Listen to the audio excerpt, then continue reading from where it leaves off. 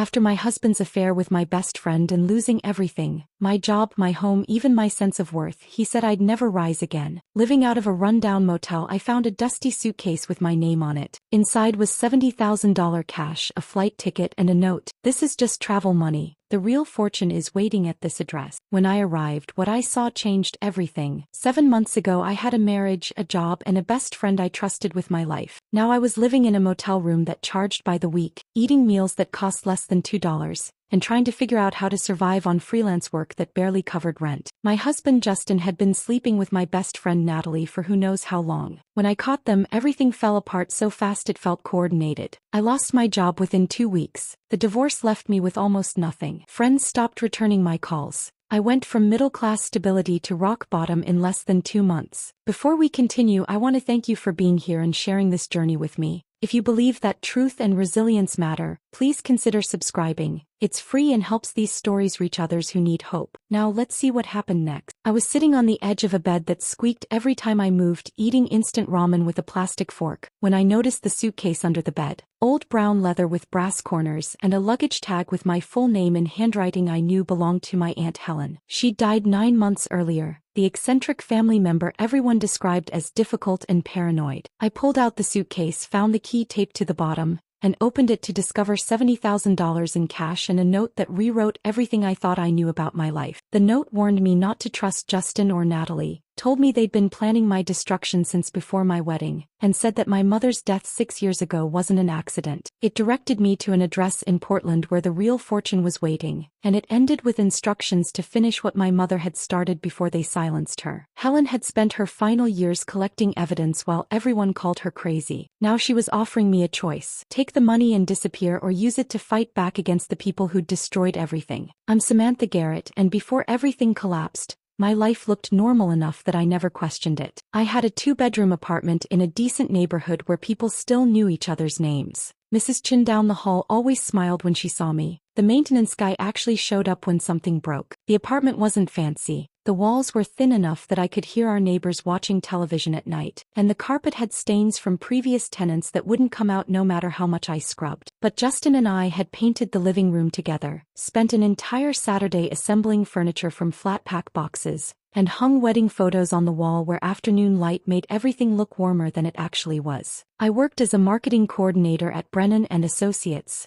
a mid-sized firm downtown that handled campaigns for local businesses. Small stuff mostly. Social media strategies for family restaurants. Website redesigns for dental offices. Email marketing for boutique shops that could barely afford our services. It wasn't the career I'd imagined when I graduated college with dreams of working for major brands, but it paid $48,000 a year plus benefits. That was enough to cover my half of rent and groceries, with a little left over for the occasional dinner out when Justin and I wanted to pretend we had more disposable income than we actually did. My boss Marcus Brennan was professional but distant, the kind of supervisor who complimented your work in meetings but never quite promoted you. He remembered to ask about your weekend but never actually listened to the answer. I'd been there 4 years, consistently receiving performance reviews that praised my reliability while somehow never translating into raises or advancement. But I didn't question it. I showed up every morning at 8:30, made coffee in the break room using the machine that always sputtered, sat at my desk with its view of the parking lot, and did my job. It felt stable, predictable, safe. Justin worked as a business consultant, or that's what he told me. His schedule was irregular in ways that seemed normal for someone in his field. Late nights finishing proposals, weekend trips to meet startup founders in Seattle or San Francisco, conference calls at odd hours with East Coast clients. He'd come home exhausted, kiss my forehead, heat up whatever leftovers were in the fridge, and fall asleep on the couch with his laptop still open. I'd cover him with a blanket and feel this strange mixture of affection and loneliness, proud that he worked so hard while resenting how little time we actually spent together. We'd met 7 years ago at a dinner party thrown by mutual friends, or at least that's what I'd always believed. Justin had been charming that night. He asked questions about my work and actually listened to the answers. He made jokes that were clever without being mean. He offered to help clean up after dinner when everyone else had moved to the living room. He asked for my number at the end of the evening, and I gave it to him while trying not to appear too eager. Our courtship felt natural and easy, like we'd been designed to fit together. Dinners at casual restaurants, walks through the city, lazy Sunday mornings reading newspapers in bed. He proposed after 18 months, getting down on one knee in the same park where we'd had our third date. I said yes without hesitation because I couldn't imagine a reason to say no. But things had changed over the past 2 years. Subtle shifts that I noticed but convinced myself were normal. Justin became more protective of his phone, tilting the screen away when I walked past, taking calls in the other room, setting it face down on the table during dinner. He was vaguer about his work projects, offering broad descriptions instead of the detailed stories he used to share. He picked fights over small things, the way I loaded the dishwasher, whether we needed organic vegetables or regular ones, how much time I spent talking to Natalie. Natalie had been my best friend since college, back when we were both broke students splitting packages of ramen and talking about the futures we'd build someday. She'd been my maid of honor, standing next to me in a bridesmaid dress we'd picked out together, crying during the ceremony in a way that made me cry too. She helped us move into our apartment, carrying boxes up 3 flights of stairs and making jokes about how much stuff we'd accumulated. Every Thursday night for the past 5 years she came over with a bottle of wine, and we'd sit on my couch talking about everything. Work frustrations, her latest dating disasters, my concerns about whether Justin and I were drifting apart. She listened with what seemed like genuine sympathy, nodding in all the right places, saying things like all marriages go through phases and you two just need to reconnect. She told me how lucky I was to have found someone like Justin, how most men weren't as supportive or steady, how I shouldn't take for granted what I had. I believed her because questioning your best friend feels like questioning reality itself. If you can't trust the person who's been beside you through every major life event for over a decade, then who can you trust? My mother Catherine had died 6 years earlier in a car accident on a rainy night. Her vehicle wrapped around a tree on a road she'd driven hundreds of times. The police said she'd been going too fast, possibly fell asleep at the wheel. My Aunt Helen, my mother's older sister, insisted something was wrong with the official story, but everyone dismissed her concerns as grief talking. Helen had always been the difficult one, the family member who showed up to gatherings with pamphlets about corporate corruption and warnings about trusting the wrong people. When she died 9 months ago, alone in her house surrounded by filing cabinets and old newspapers, I felt guilty for not visiting more, for not taking her seriously, for writing her off as paranoid when maybe she'd just seen patterns the rest of us were too comfortable to notice. I went to work every day, paid my bills on time, kept the apartment clean, tried to be a good wife, did everything right according to the unwritten rules of middle-class respectability. I thought that if I just worked hard enough, trusted the right people and played by the rules, I'd be protected from the kind of chaos you read about happening to other people. I thought that doing everything right mattered, that loyalty meant something, that the life I'd built was real and solid and mine. Looking back now from this motel room with its cigarette-stained walls and bed that squeaks with every movement, I can see how naive that was, how carefully constructed my entire life had been by people who saw me as useful rather than human, how every relationship I'd trusted had been performance art designed to keep me compliant and unsuspecting. The apartment, the job, the marriage, the friendship, all of it built on foundations that were never real to begin with. But I didn't know that yet. Not sitting in my normal life 7 months ago, believing in the stability of routine and the protection of playing by rules that turned out to be written by people who had no intention of following them,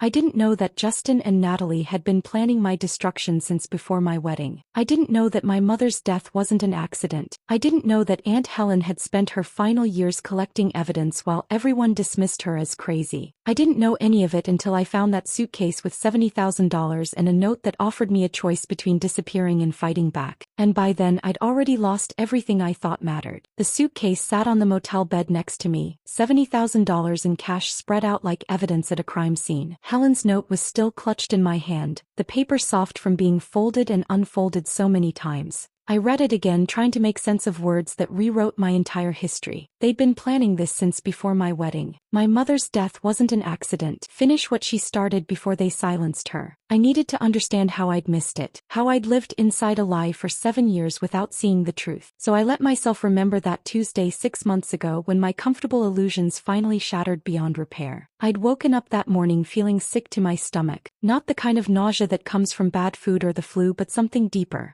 A wrongness that sat in my chest and made it hard to breathe properly. I tried to ignore it, going through my normal routine: shower, coffee, toast that I couldn't finish, getting dressed for work while Justin slept in because he'd said he had a late meeting the night before and needed to rest. By 10 o'clock that morning, I was sitting at my desk at Brennan and Associates, staring at a social media calendar for a dental office, and I couldn't focus. My hands felt cold. My heart kept racing for no reason I could name. The nausea got worse instead of better, and finally I walked into Marcus's office and told him I needed to go home. I expected him to make it difficult. Marcus wasn't the kind of boss who appreciated people leaving in the middle of the day, even when they were legitimately sick. But he just looked at me with an expression I couldn't read and said "feel better" in a tone that made the hair on the back of my neck stand up. Like he already knew something I didn't. Like he was relieved I was leaving. The drive home took 20 minutes through midday traffic.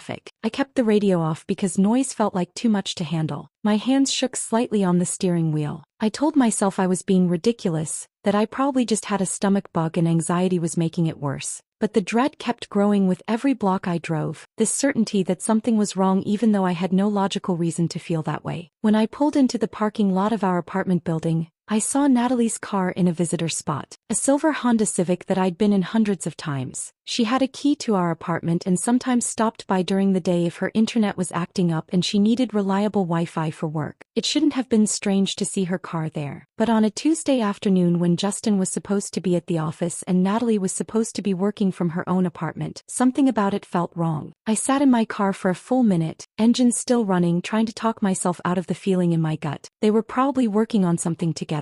Maybe planning a surprise for me. Maybe Justin had come home sick too and Natalie had stopped by to check on him. I cycled through a dozen innocent explanations, each one more desperate than the last. I finally turned off the engine and walked across the parking lot to our building, up 3 flights of stairs because the elevator was broken again, down the hallway with its worn carpet and flickering overhead light. I put my key in the lock as quietly as possible, though I couldn't have said why stealth felt necessary. The apartment was quiet when I stepped inside. Not the empty kind of quiet, but the occupied kind where you can sense people are home even when you can't hear them. I stood in the living room, my work bag still over my shoulder, listening. That's when I heard the laughter coming from our bedroom. Natalie's laughter. Not her normal laugh, the one she used when we were watching comedies on the couch or when I said something genuinely funny. This was different, lower, more intimate, the kind of laugh that's meant for someone specific, designed to make that person feel special and desired. I'd heard her use it before, years ago when she was dating someone she really liked, back in college when we'd all been young and everything had felt less complicated. I stood frozen in my own living room, staring at the closed bedroom door, while my brain worked overtime to construct explanations that would let me keep believing in the life I thought I had. Maybe she was on the phone with someone. Maybe Justin wasn't even home and she was watching something on her laptop. Maybe I was misunderstanding the situation because I already felt sick and paranoid. But I knew, somewhere beneath all the desperate rationalizations, I already knew what I was going to find when I opened that door. I crossed the living room, each step feeling like it took an hour. I didn't knock. Why would I knock on my own bedroom door in my own apartment? I just turned the handle and pushed it open. Justin and Natalie were in my bed, tangled in the gray sheets I'd washed 3 days earlier, looking at each other with the kind of intimacy that doesn't develop in an afternoon or even a week. This was familiar territory for them, comfortable, routine. When they saw me standing in the doorway, the first emotion on Natalie's face wasn't shame or guilt. It was annoyance, like I was the one interrupting something important rather than discovering that my husband and my best friend had been systematically betraying me. She didn't scramble to cover herself. She didn't apologize. She just looked at me with this expression that said, "Why are you making this dramatic when you should have seen this coming?" Justin got out of bed and pulled on his jeans with the kind of practiced efficiency that told me this wasn't the first time he'd had to get dressed quickly in an awkward situation. That realization landed harder than the initial shock of finding them together. This wasn't a spontaneous mistake. This wasn't a moment of weakness or poor judgment. This was routine for them, practiced, something they'd done enough times that the mechanics of it had become smooth and automatic. He looked at me with an expression that was somehow worse than guilt would have been. It was impatience mixed with relief, like this confrontation was an inconvenience but also something he'd been waiting for because pretending had gotten tiresome. "Sam," he said in that calm voice he used when he thought I was being unreasonable, "we need to talk about this like adults. This isn't what it looks like." The absurdity of that statement almost made me laugh. It was exactly what it looked like. But he stood there in our bedroom in the middle of being caught in the most obvious betrayal possible, and tried to gaslight me into questioning my own eyes, like I was the one creating a problem by refusing to accept his reframing of reality. Natalie sat up, holding the sheet around herself with a modesty that would have been funny if it hadn't been so insulting. She had the nerve to look at me with something close to pity. "We didn't want you to find out this way," she said, like there was a good way to discover your husband and best friend were having an affair. "But honestly, Sam, this has been coming for a long time. You had to know things weren't working between you two." The presumption in that statement stole my breath. Not just that she'd been sleeping with Justin, but that she thought I should have known. That this was somehow predictable or even my fault for not noticing sooner. That their betrayal was justified because my marriage had problems I'd been too stupid or blind to recognize. I asked the question I knew I'd regret asking. "How long?" My voice sounded strange to me. Too calm, too detached, like I was asking about something that didn't matter rather than the destruction of my entire life. Justin answered in the same emotionless tone, like he was discussing a business arrangement that had run its course. "Does it matter? Long enough that we're sure about this. Long enough that pretending became harder than being honest." That word, pretending, it cut through me worse than any of the rest of it. How long had he been pretending to love me? How long had every kiss goodbye been performance? How long had every I love you been a lie? And how long had Natalie been sitting on my couch every Thursday night, drinking my wine, listening to me talk about my marriage problems, offering advice designed to keep me complacent while she was sleeping with my husband the rest of the week? I didn't scream. I didn't cry. I didn't throw things or make a scene. I just turned around, walked back into the living room and started throwing clothes into a duffel bag I pulled from the hall closet. My laptop, chargers, toiletries, the practical things you need to survive when your life implodes. Justin followed me, still shirtless, still trying to have the adult conversation he'd mentioned, still acting like this was a reasonable situation that could be resolved through calm discussion and mature communication. I left without saying another word, walked out of the apartment I'd helped pay for, drove to a coffee shop parking lot 3 miles away, and sat in my car crying until I couldn't breathe properly. Then I called my cousin Emma and asked if I could sleep on her couch for a few days while I figured out what to do next. That was 6 months ago. And now, sitting in this motel room with Helen's note and $70,000 in cash, I understood that Tuesday had been even worse than I'd thought. The betrayal hadn't just been personal. It had been calculated, planned, part of something bigger that connected to my mother's death and whatever Helen had spent her final years investigating. They'd been playing a long game with my life as the board, and I'd been too trusting, too naive, too desperate to believe in the stability of normal life to see what was happening until it was too late. I'd been living on Emma's couch for 5 days when I got the call from Marcus. My cousin had been kind enough to let me stay in her guest room after I'd left the apartment, and I'd been trying to maintain some semblance of normalcy by going to work every day like nothing had changed, pretending that sleeping in someone else's house with all my possessions in a duffel bag was just a temporary inconvenience rather than a sign that my life was collapsing. Marcus asked me to come to his office first thing Monday morning. His voice on the phone had that careful tone people use when they're about to deliver bad news and want to seem compassionate about it. I told myself it was probably about a new client project or maybe a performance review that had been scheduled months ago. I didn't let myself think about the alternative. I showed up at 8:15, wearing clothes I'd ironed using Emma's board because I wanted to look professional and put together even though I felt like I was barely holding myself intact. Marcus's office door was open, and he waved me in with an expression that might have been sympathy or might have been satisfaction hidden behind a professional mask. "Samantha," he said, gesturing to the chair across from his desk. "I need to talk to you about some changes happening in the department." I sat down, my hands folded in my lap, trying to keep my face neutral. Marcus shuffled some papers on his desk, not quite meeting my eyes, and I felt my stomach drop before he even started speaking. "We're restructuring the marketing department due to budget constraints," he said, using that careful corporate language that's designed to sound official and impersonal. "Unfortunately, your position is being eliminated. We're offering a severance package that should help with the transition." He slid a folder across his desk toward me. I didn't touch it. I just stared at him, trying to process what he was saying while my brain screamed that this couldn't be happening. Not now. Not when everything else was already falling apart. "Budget constraints," I repeated, hearing my own voice sound distant and hollow. "We just signed 3 new clients last month. I've seen the quarterly reports. We're not struggling financially." Marcus's expression didn't change. "These decisions are made at levels above my control, Samantha.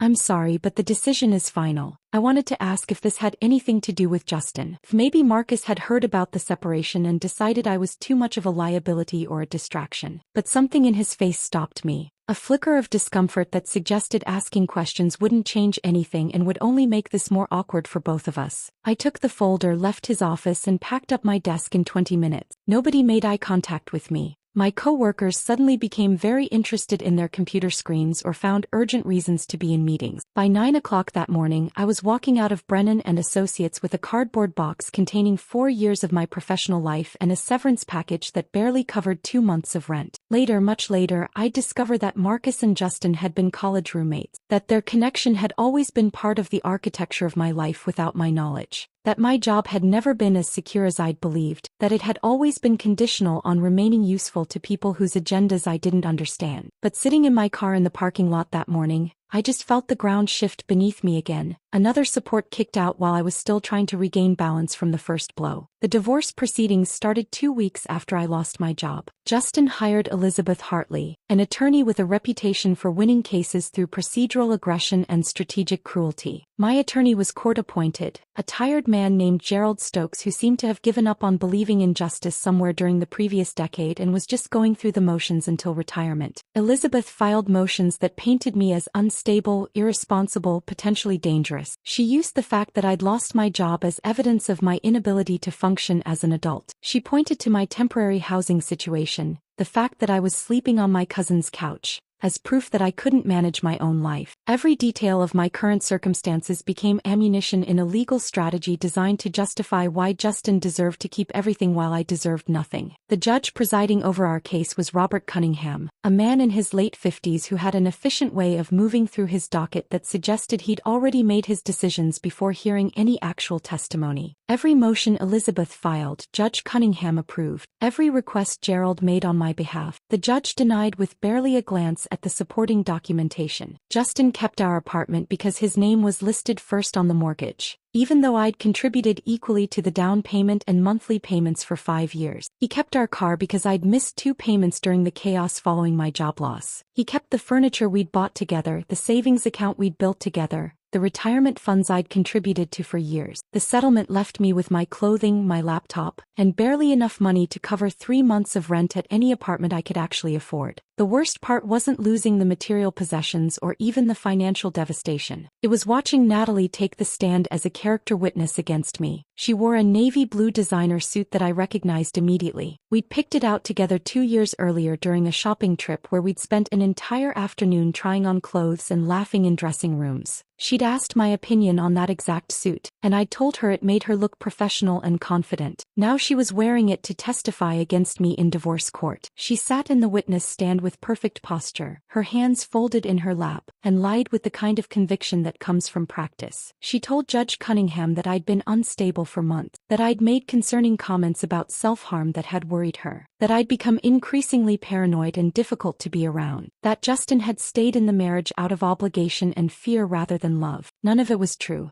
Not a single word. But Natalie delivered each lie with perfect emotional calibration, her voice breaking slightly at the right moments, her expression showing concern mixed with reluctance, like testifying against me was painful but necessary for my own good. Judge Cunningham listened with an expression of concern, nodding sympathetically, taking notes. When Gerald tried to cross-examine her about her relationship with Justin, Elizabeth objected before he could even finish the question. The judge sustained it immediately, cutting off any line of inquiry that might establish when the affair had actually started or reveal that Natalie's testimony might be motivated by something other than concern for my well-being. I sat at the defendant's table watching my best friend of over a decade systematically destroy what was left of my credibility, and I understood that this had been coordinated. The affair, the job loss, the divorce proceedings, all of it timed and executed with precision that went beyond coincidence. After the divorce finalized, Emma let me stay in her guest room for 3 weeks before her husband David started making pointed comments about how I needed to get my life together. He never said it directly to me, but I'd hear him talking to Emma in their bedroom at night, his voice carrying through the thin walls. She can't stay here indefinitely. You're not helping her by letting her avoid dealing with her situation. She needs to find her own place and start rebuilding instead of hiding here. Emma would defend me in a tired voice that suggested she was running out of arguments. He's going through a difficult time. She just needs a little more support until she gets back on her feet. But I could hear the doubt creeping into her voice. The exhaustion of dealing with someone else's crisis. I started looking for anywhere else to go before Emma had to ask me to leave, and we both had to pretend it wasn't uncomfortable. My former colleague Diane offered her couch for 10 days. Then she decided my presence was bringing negative energy into her space and she needed to focus on her own mental health. A friend from college said I could stay with her for a week, then remembered she had family visiting and needed the spare room. Another friend let me sleep on her couch for 5 days before her roommate complained about having a stranger in their apartment. Everyone was sympathetic right up until sympathy became inconvenient. Right up until supporting me required actual sustained sacrifice rather than just kind words and temporary gestures. Then suddenly they remembered prior commitments, family obligations, personal boundaries that meant I needed to become someone else's problem. I understood it on some level. Nobody wants to live with someone else's crisis indefinitely. Nobody wants their home to become a shelter for a friend who can't get her life together. But the speed with which people retracted their support taught me something about how conditional most relationships really are. How quickly compassion expires when it becomes uncomfortable. When I finally scraped together enough money from freelance social media work to pay for a weekly rate at the Crossroads Motel, it felt less like hitting rock bottom and more like finally finding ground that wouldn't shift beneath me. At least the motel didn't pretend to care. At least Rita at the front desk didn't offer false comfort or temporary sympathy that would evaporate when I became inconvenient. Room 14 became my address, my home,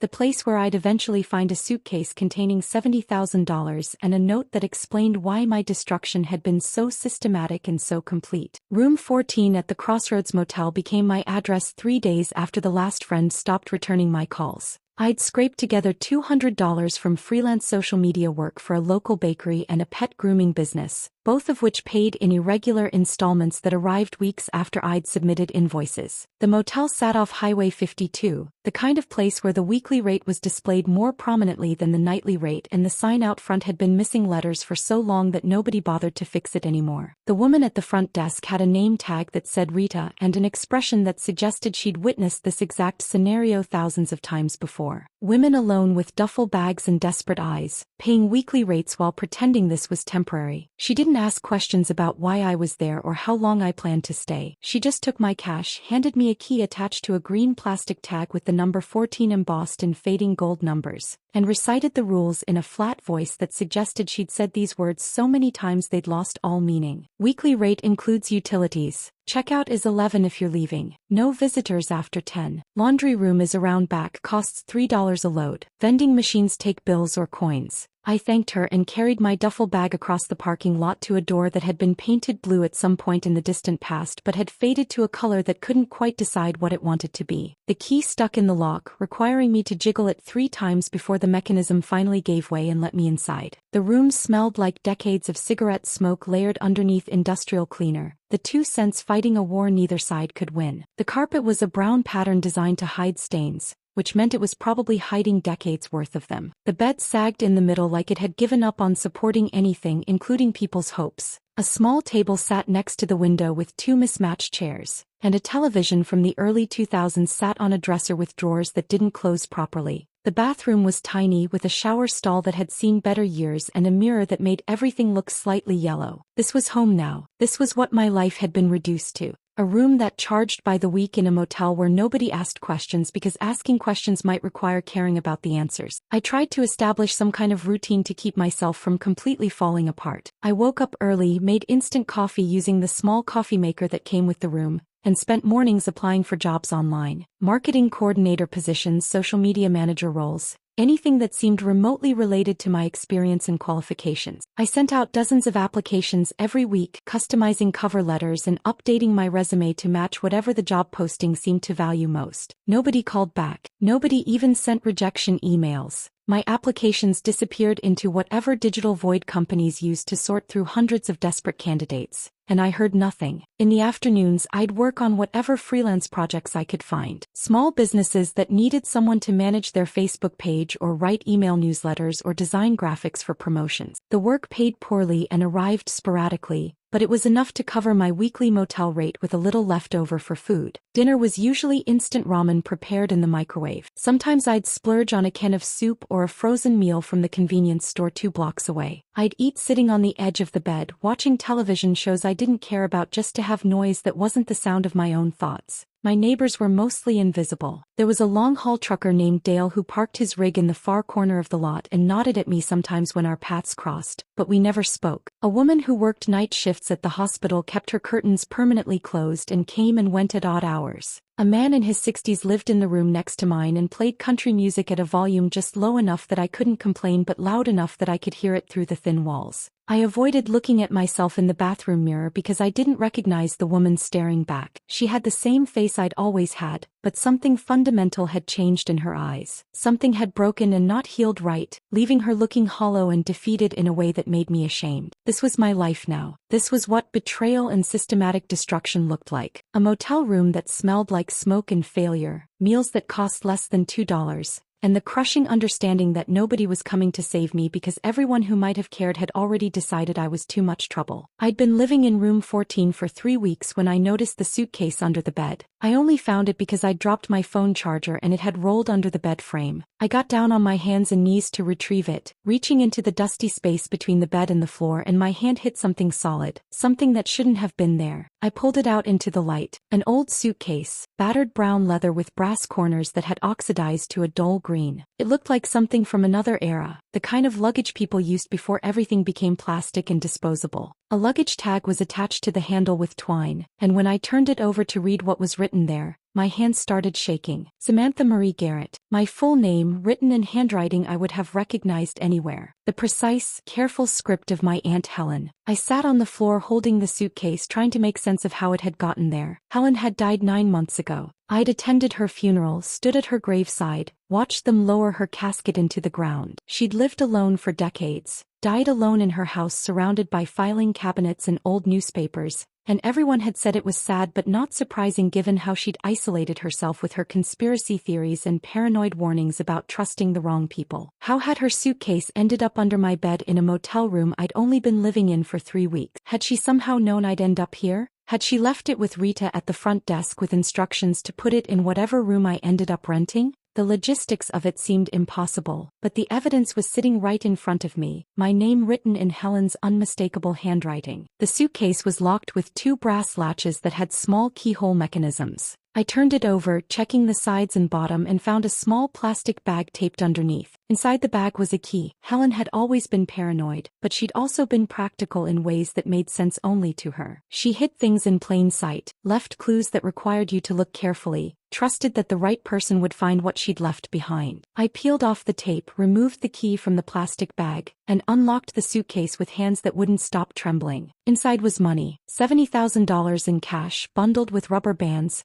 mostly $100 bills with some 50s mixed in. The bills smelled faintly of mothballs and old books, like they'd been stored somewhere for years before being packed into this suitcase. Underneath the money was a plain ticket, printed on paper that had started to yellow slightly at the edges. Portland, Oregon. Departure date 4 days from now. And underneath the ticket was a note, handwritten on yellow legal paper in Helen's distinctive script. Samantha, this is just travel money. The real fortune is waiting at this address. Don't trust Justin. Don't trust Natalie. They've been planning this since before your wedding. Finish what your mother started before they silenced her. The truth is in Portland. Use it wisely. I read those words 3 times, each reading making them feel more impossible and more true at the same time. Don't trust Justin. Don't trust Natalie. They'd been planning this since before my wedding. My mother Catherine had died 6 years ago in what everyone said was a car accident. Late night on a rainy road. Her car wrapped around a tree on a route she'd driven hundreds of times. The police report said she'd been going too fast, possibly fell asleep at the wheel. A tragic accident but nothing suspicious. Helen had insisted something was wrong. She'd stood at the funeral, pulled me aside during the reception, and told me in an urgent whisper that my mother had been investigating financial fraud at the pharmaceutical company where she worked, that her death was too convenient, that the timing didn't make sense, that I needed to be careful about who I trusted. I'd dismissed it as grief twisting into paranoia. Everyone had. Helen was always seeing conspiracies, always warning about corporate corruption, always handing out pamphlets about things nobody else believed were real problems. We'd all learned to nod politely and change the subject. Now I was sitting on the floor of a motel room holding $70,000 in cash and a note that said my aunt had been right about everything. I spent that night in room 14 staring at the money and the note, unable to sleep, unable to think about anything except the choice Helen was forcing me to make. By morning I'd decided. I wasn't running. I was done being the person things happened to. I was done disappearing while the people who'd destroyed my life got to move forward without consequences. I packed my duffel bag with the few possessions that mattered. Some clothes, my laptop, the $70,000 bundled in a waterproof bag. I left a note for Rita at the front desk saying I'd paid through the week but wouldn't be returning, and she looked at me with an expression that might have been concern or might have been relief that her weekly tenant problem was solving itself. Good luck, she said, which could have meant anything. The flight to Portland left early on a Thursday morning from a regional airport 40 minutes away. I'd booked it using Helen's cash and spent the entire drive there trying not to think about what I was actually doing. Flying across the country to follow instructions from a dead aunt who everyone had called paranoid. Chasing a conspiracy theory that connected my husband's affair to my mother's death 6 years ago. Believing that the systematic destruction of my life was part of something bigger and more calculated than simple betrayal. When I said it like that, it sounded crazy. But Helen's note was in my bag and the money was real and the plane ticket had my name on it. Crazy or not, I was going.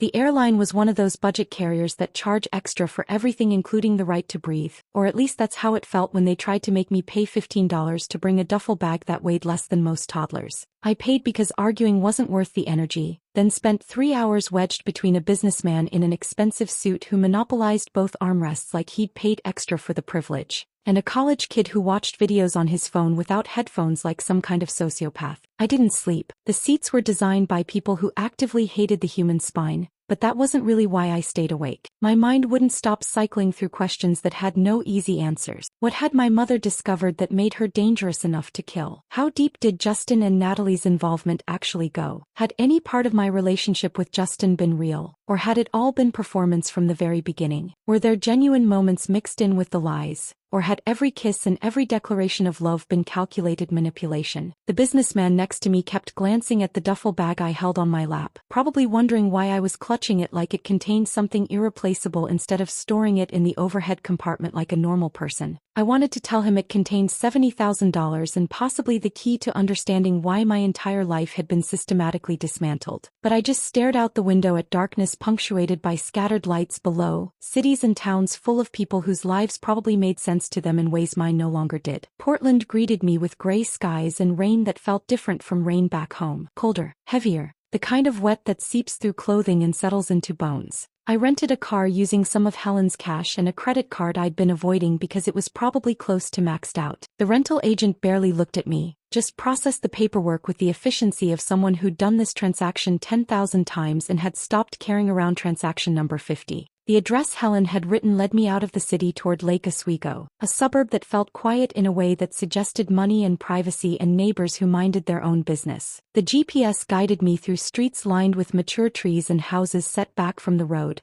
each property maintaining polite distance from its neighbors. Helen's house sat at the end of a cul-de-sac, a small ranch-style place that looked like it had been built in the 70s and hadn't been updated much since. The windows were dark. The lawn had grown wild, grass reaching heights that suggested nobody had mowed it in months. The driveway was cracked, weeds pushing through the pavement. It was the kind of property that screams someone died here and nobody knows what to do with it yet. I parked in the driveway and sat in the rental car for a full minute, engine running, trying to decide if I was actually brave enough to go through with this. Helen's note had given me an address and told me the truth was waiting here. But what if the truth was worse than the lies? What if whatever I found in that house made everything more complicated instead of providing the clarity I was desperately hoping for? I turned off the engine and got out before I could talk myself out of it. The front door was locked, but Helen had left a second key in the suitcase taped inside a small envelope marked house. I let myself in, stepping into air that smelled stale and undisturbed, the particular smell of a place where nobody had opened a window or cooked a meal or lived an actual life in months. The interior was exactly what I'd expected based on family descriptions of Helen's living situation. Books everywhere, stacked on shelves and piled on tables and lined up along the baseboards. Filing cabinets in the living room where most people would have put a couch. Papers organized in boxes with labels written in Helen's precise handwriting. The kitchen looked barely used, just just a coffee maker and a microwave and a sink full of dishes that nobody had washed before she died. But the note had directed me to the shed behind the house, not the house itself. I walked through to the back door and stepped into an overgrown yard where grass and weeds had taken over what might have once been an attempt at a garden. The shed sat in the far corner, a structure maybe 10 feet by 12 feet with newer locks on the door than anything else on the property. That detail stood out immediately. Everything else looked old and neglected, but those locks were recent, industrial.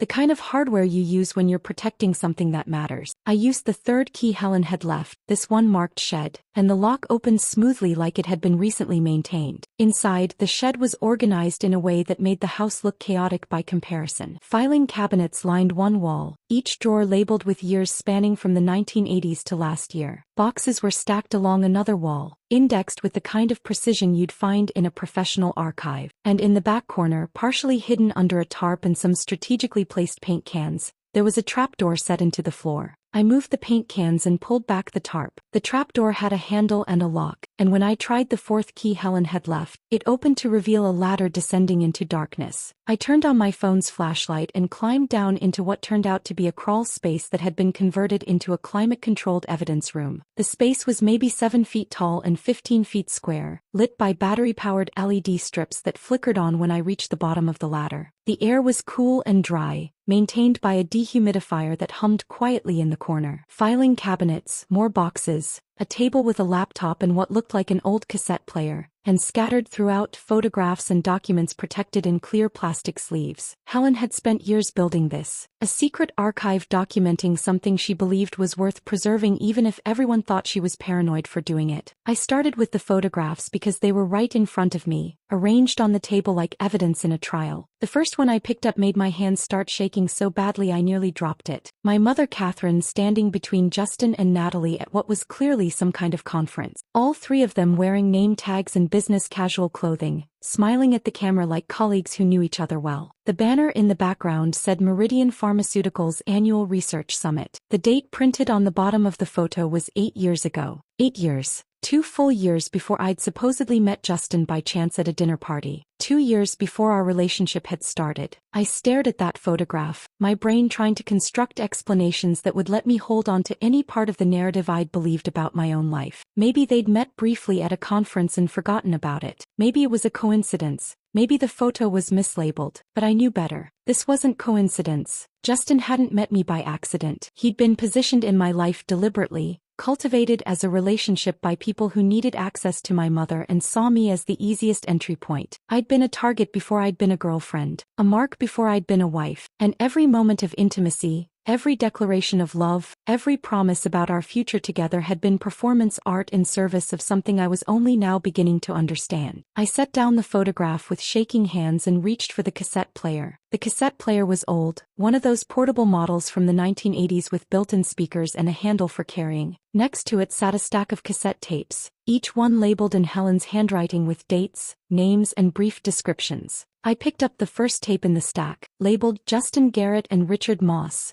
March 2019, discussion of Catherine Vaughn investigation status. My mother's name written there in Helen's careful script made my chest tighten. I loaded the tape into the player, pressed play and heard static followed by voices that made my hands go cold. The first voice belonged to Justin. I'd heard that voice every day for 7 years, listened to it tell me he loved me, listened to it make promises about our future together. Now I was hearing it discuss my mother like she was a problem that needed solving. Catherine's getting too close, Justin said, his tone businesslike and completely devoid of emotion. She's made copies of the trial data and she's been meeting with someone at the FDA. I don't know who yet, but I'm working on finding out through Samantha. Second voice responded, older and more authoritative. That must be Richard Moss. We can't let this go public. The approvals we've secured are worth billions. And if she exposes the data manipulation, we're looking at criminal charges and the end of the company. Can you contain her through the daughter? I've tried, Justin said. But Catherine doesn't discuss work details with Samantha. She's protective, thinks she's keeping her daughter safe by not involving her in whatever she's investigating. It's actually making my job harder because Samantha doesn't know anything useful. Then we need to consider other options, Richard said, and something in his tone made my blood run cold. More permanent solutions. We can't risk everything because one accountant developed a conscience. I paused the tape because I couldn't breathe properly. They were discussing killing my mother, planning it like it was a business decision, weighing options and considering strategies. And Justin, the man I'd married, the man I'd built a life with, was part of that conversation. He'd been using me to try to gather information about what my mother knew, and when that didn't work, he'd participated in planning her murder. I forced myself to press play again. There are ways to make it look accidental, Richard continued. We have people who specialize in this kind of problem.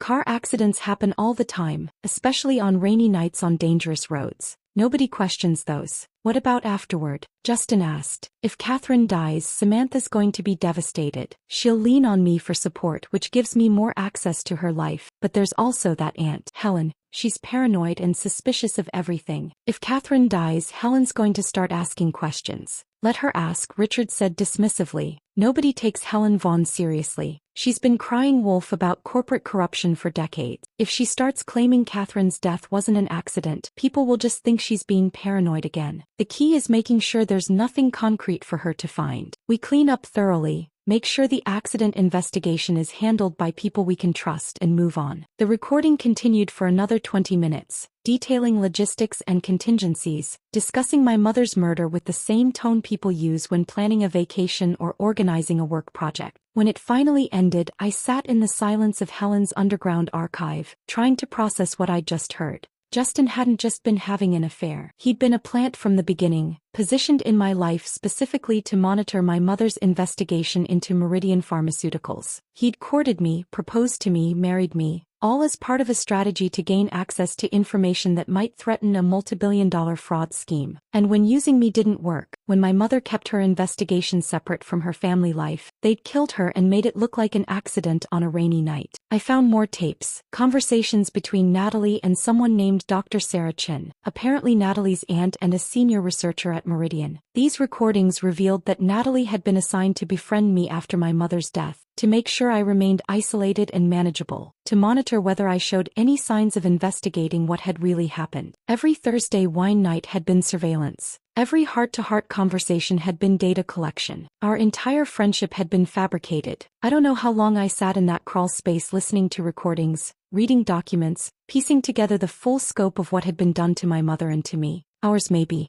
Long enough that my back ached from sitting on the concrete floor and my eyes burned from reading in the LED light. Finally, I found the laptop Helen had left. It was plugged into a power strip, its battery showing fully charged. A note attached to the screen said, "Play this first," with an arrow pointing to a video file on the desktop labeled "For Samantha." I opened the file and Helen's face filled the screen. She looked exactly like I remembered from the last time I'd seen her at a family holiday 2 years ago, though visibly ill. Her face was drawn, her hands shook slightly as she adjusted the camera, but her eyes were sharp and focused. She wore a cardigan I recognized, navy blue with wooden buttons, the same one she'd worn to every family gathering for the past decade. "Samantha," she began, her voice steady despite the physical deterioration visible in her face. "If you're watching this, it means I'm dead and you found my archive, which means you're probably angry and confused and wondering why I didn't tell you any of this while I was alive." She paused to take a sip of water from a bottle sitting just off camera. "The answer is that I tried. I warned you about Justin at your engagement party. I pulled you aside and told you to be careful, that something about him felt wrong. I told you to watch how Natalie behaved around him,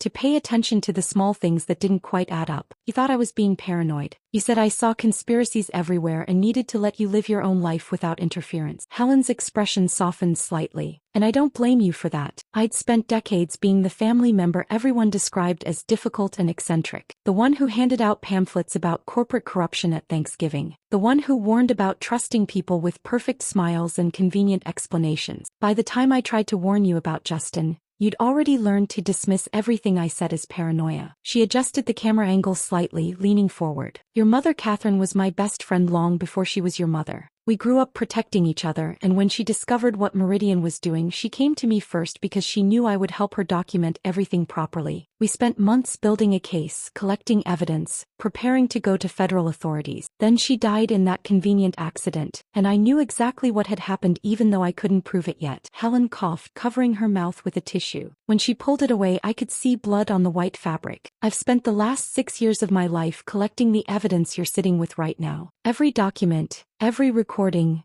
every financial trail. I did it because I loved your mother and because I love you, because I couldn't let them get away with killing Catherine and destroying your life without any consequences. She looked directly at the camera with an intensity that made it feel like she was in the room with me. You have two choices, Samantha. Just like your mother had two choices before they killed her. You can take the money I left you and disappear. Change your identity, move somewhere far away, live comfortably and safely and never look back. Nobody would blame you for choosing survival over justice. You've already lost so much. You deserve peace if that's what you want. Helen coughed again, harder this time, and had to pause for a long moment before continuing. Or you can fight. You can use everything I've collected and burn these people down. Expose Meridian. Expose Justin and Natalie and everyone who participated in your mother's murder and your destruction. It won't be easy. They have money, lawyers, political connections. You'll be threatened. You'll be harassed. You might be in danger. But Samantha, if you fight, you might actually win. And even if you don't win completely, you'll make them pay a price for what they did. She smiled then, that crooked smile I remembered from childhood when she'd sneak me extra cookies or let me stay up past my bedtime reading in her library. Either way, you'll have a story worth telling. Your mother would be proud of you no matter what you choose. But I think we both know which choice lets you sleep at night. Helen's expression became serious again. I love you, Samantha. Don't let them win. She reached for something off camera, then looked back at the screen. Oh, and there's one more thing I haven't mentioned in the written materials. Mountain Pacific Credit Union, account number 7743. Password is your mother's employee number from Meridian. That's the real fortune. The $70,000 in the suitcase is just travel money. Use what's in that account to fight or use it to run, but for God's sake, use it. The video ended with Helen reaching toward the camera, and then the screen went black. I sat staring at the blank screen for a long time before I pulled out my phone and searched for Mountain Pacific Credit Union's phone number. The call to Mountain Pacific Credit Union took 45 minutes of navigating automated menus before I finally reached a human being. I gave them the account number Helen had mentioned, and the representative went quiet for long enough that I thought the call had dropped. Ma'am, she said finally, her voice suddenly much more professional. I'm going to need to transfer you to our wealth management division. Please hold. The hold music was classical piano that sounded like it was being played underwater. After what felt like an eternity, a woman named Patricia came on the line and asked me to verify my identity using my mother's employee number as the password. When I gave her the numbers, she paused for a moment before explaining in careful language that Helen had established a trust in my name. The trust contains stock portfolios, real estate holdings, and intellectual property rights that your mother secured before her death, Patricia said. The total value is approximately $14 million.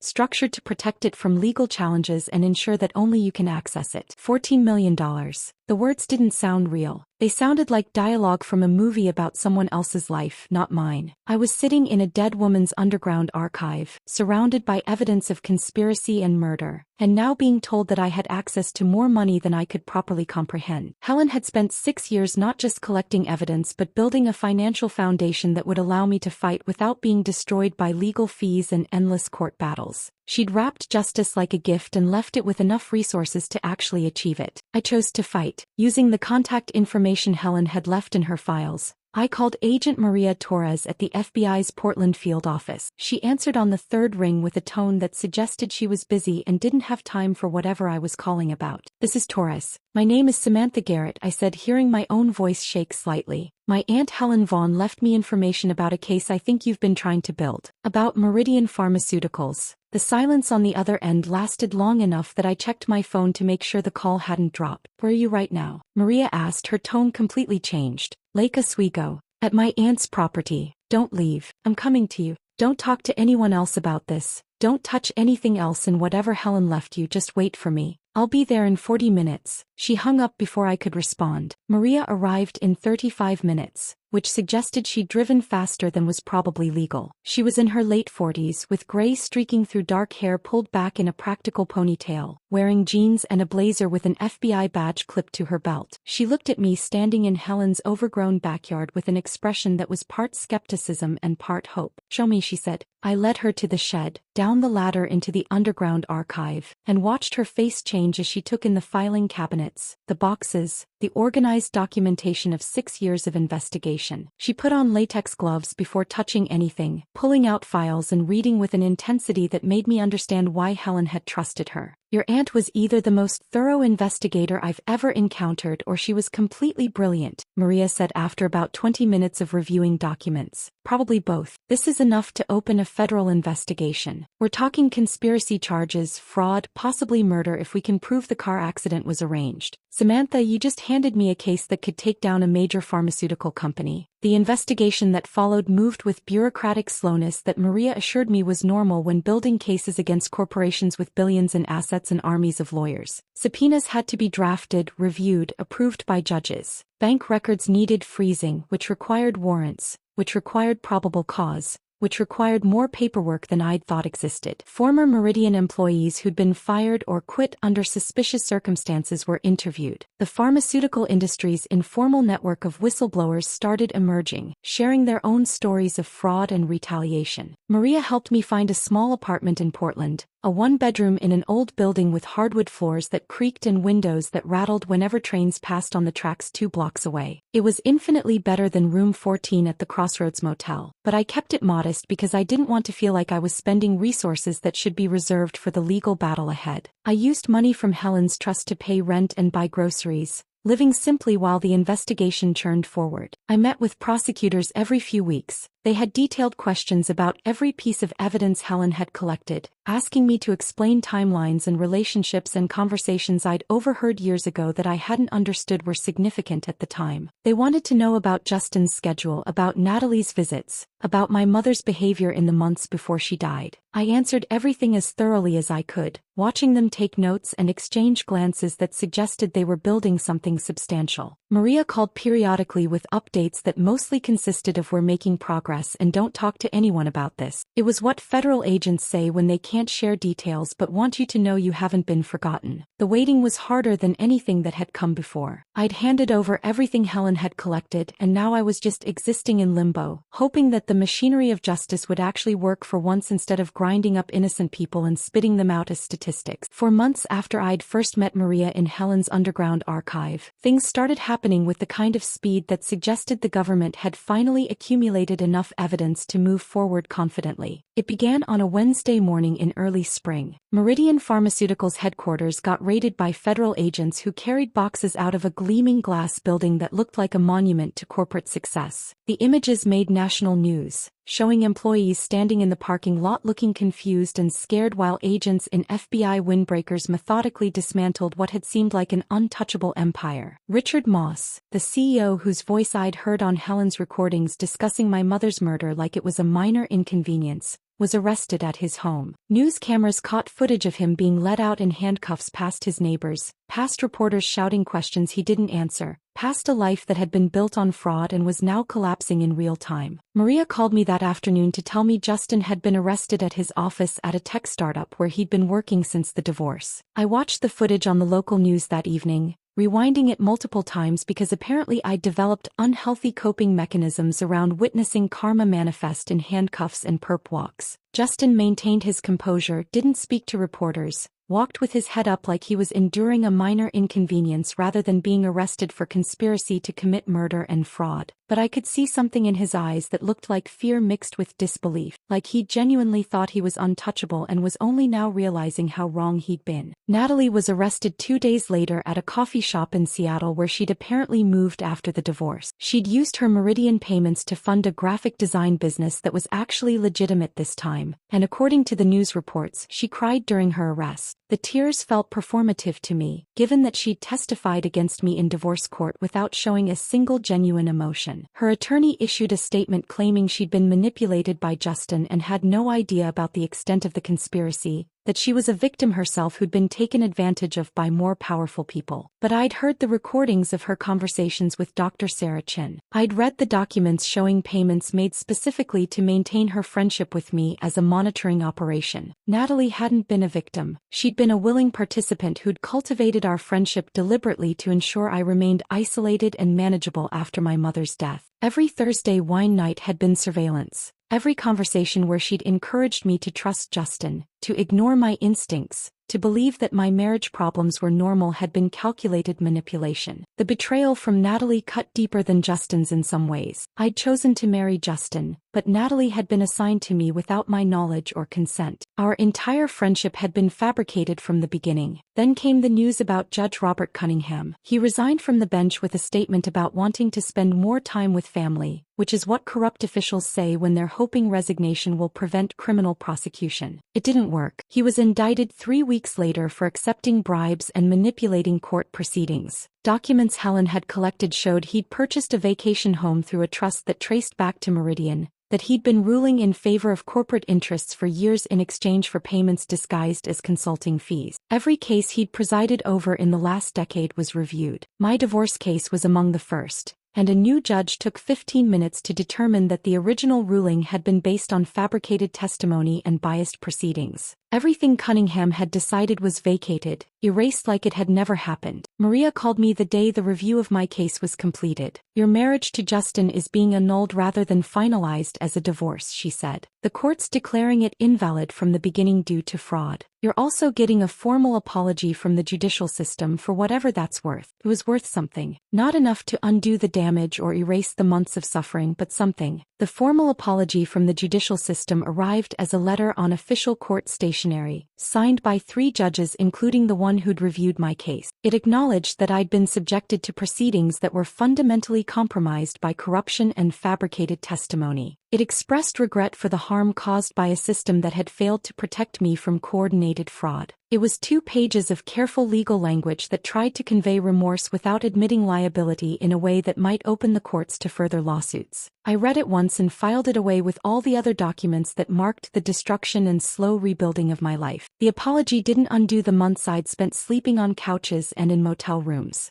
It didn't erase the trauma of watching my best friend testify against me with lies or the humiliation of losing everything because a judge had been bought. But it was acknowledgement, official recognition that what had been done to me was wrong. The trials began 6 months after the arrests and stretched across a year and a half. Maria had warned me that cases this complex moved slowly, that building prosecutions against multiple defendants with interconnected criminal activity required patience and meticulous attention to procedural detail. He was right. The legal process ground forward with the kind of bureaucratic thoroughness that makes glaciers look fast by comparison. Richard Moss went to trial first. His case became a media spectacle that dominated news cycles for weeks. Pharmaceutical industry whistleblowers testified about the culture of fraud at Meridian, describing how executives incentivized researchers to manipulate trial data and how safety concerns were systematically buried when they threatened profitable drug approvals. Patients who'd been harmed by medications that should never have reached the market shared their stories. A woman whose daughter had died from complications related to a drug Meridian had rushed through approval with falsified safety data spoke for 20 minutes about watching her child suffer. Forensic accountants explained money trails that connected executive bonuses directly to fraudulent approvals, showing how Richard Moss had personally profited from every dangerous medication the company brought to market. The jury deliberated for 6 days. When they returned with guilty verdicts on 17 counts including fraud, conspiracy, bribery and reckless endangerment, Richard Moss showed no visible emotion. He stood while the judge read the sentence: 23 years in federal prison and forfeiture of approximately $40 million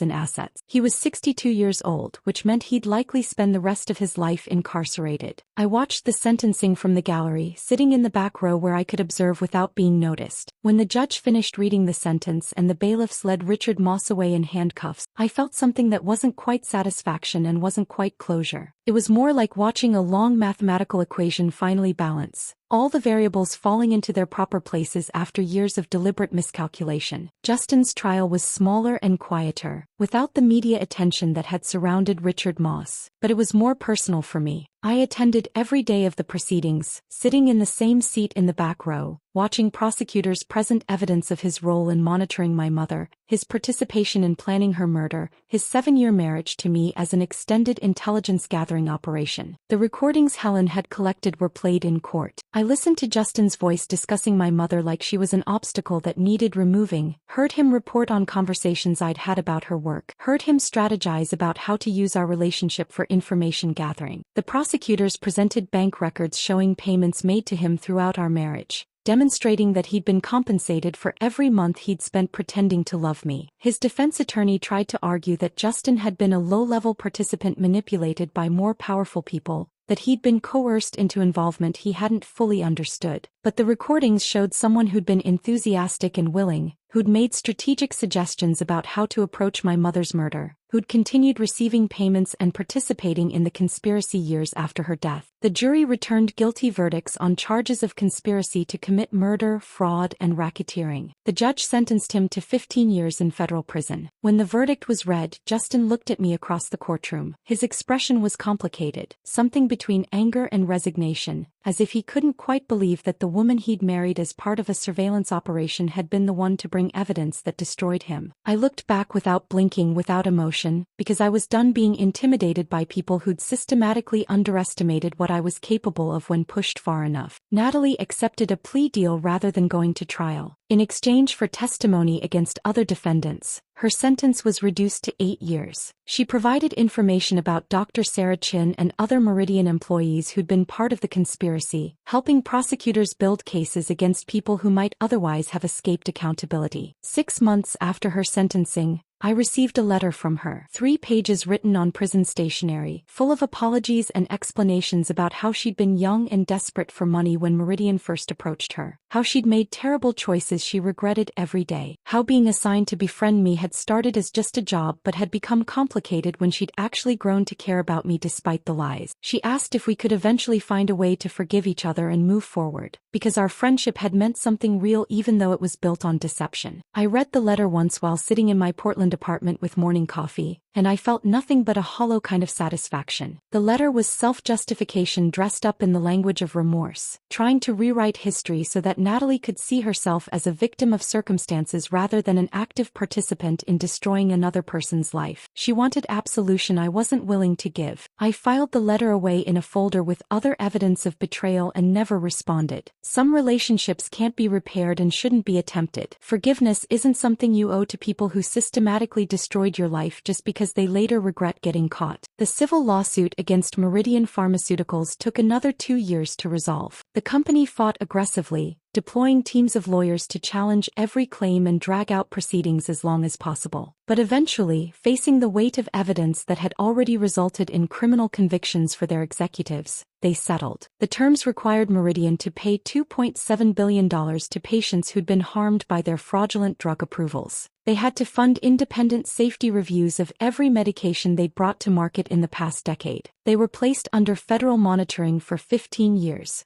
with regulators embedded in their approval processes to prevent future fraud. My mother's estate received $12 million in wrongful death damages. I inherited it as her only living relative, and I donated every dollar to organizations that advocate for pharmaceutical safety and transparency. The money felt tainted, earned through my mother's murder, and I already had enough resources from Helen's Trust to live comfortably without it. Instead, I used part of Helen's Trust to start the Vaughn Foundation, a nonprofit organization dedicated to investigating pharmaceutical fraud and supporting whistleblowers who risk their careers to expose corporate misconduct. We hired investigators to track down evidence of safety violations. We funded legal defenses for employees facing retaliation after reporting problems. We published reports that made pharmaceutical companies uncomfortable, shining light into corners where they preferred darkness. The foundation became my full-time work, my way of channeling grief and anger into something productive, something that would have made my mother and Helen proud, something that turned their deaths into a legacy that actually helped people instead of just being tragic endings to lives cut short by greed. I still think about room 14 at the Crossroads Motel sometimes,